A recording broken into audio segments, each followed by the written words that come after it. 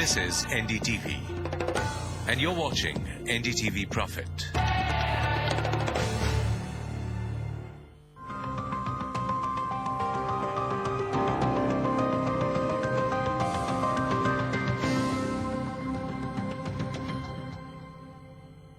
Hello and welcome to a very special episode of Big Business Battles this week. We are talking about investors who have very little confidence in the stock markets anymore. One of the probable reasons we did not get investors onto this show is because they would be extremely upset if we talk about the lack of regulation or lack of effective regulation, and how every time if there is one person who loses out, it is the small investor. So this show is for you to listen and to figure out what you should make of the markets as they once again come across as weak, vulnerable. At the time when the world is going through a recession, the stock markets are going through a bearish environment. But why is it only when that the markets turn bearish that all the weaknesses are exposed? Why is it when the tide is low, we are standing out there naked, figuring out what happened to all the big regulation that we were talking about when we were in a bull run? Joining us is a very special panel to look at the regulatory aspect, the media aspect, and how brokers also play and look at things on a day-to-day basis as things go wrong from the management's perspective. In our studios here, eminent corporate lawyer Shardul Shroff.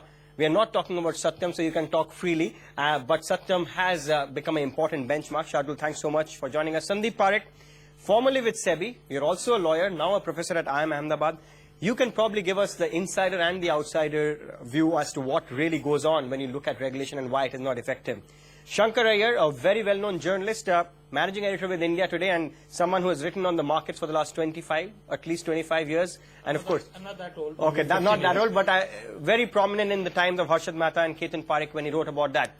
In Delhi, also joining us is Paranjay Goothakurta, a very well-known journalist, known for asking all the uncomfortable questions. Probably he can give us some comfortable answers today. In Mumbai, Deena Mehta, who is well-known broker in the Mumbai circles, also a known faculty at IIM Ahmedabad, is seen as an academic expert also in the capital market space. Also joining us is a primary market expert, Prithvi Haldia, who is also joining us from Mumbai. Let me start by asking Shardul Shroff first. Shardul, corporate lawyers like you always try to clean up the mess when the mess has already happened, but you also play a key role in drafting those regulations. Why is it that when we have turned into a negative phase, every time all the chinks in the armor get exposed? Does that mean that we never do anything right when the markets are good?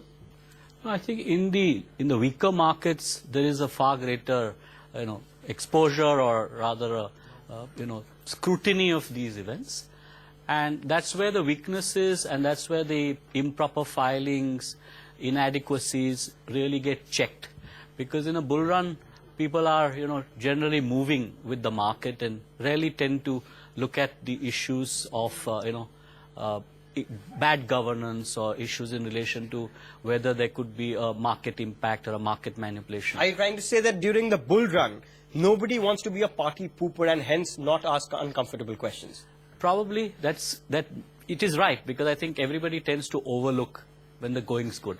All right, when the going is good, Sandeep, though, that is the time when you fix the roof, right? When the sun is shining, you fix the roof then, not when it is raining, in the lines of the famous, as Mr. Damodaran had said. You've worked with him. Why is it that just about 3 years ago, everybody was saying Indian markets are the best regulated, look at the fact that the world is looking at our regulation, our T+2 is so well, and yet all the corporate frauds or corporate oversights were actually ignored by the regulators? I would say that regulation itself is reactive in nature. It is, we don't have an intelligence wing sitting in SEBI with 500 people. So clearly, SEBI will react to any information which it receives. It cannot react to every information which it receives. It's received more than 30 lakh complaints till now. So clearly, if you expect SEBI or any other regulator to kind of go into the rooms of every board and find out what kind of frauds and what kind of mistakes they're committing, clearly that's not how it's happened till now, and clearly that's not how maybe it's it's going time to change. You think maybe it's time to introspect and not use the investor complaints as a post box? Again, let me step away from that particular issue. I would take you to the fact that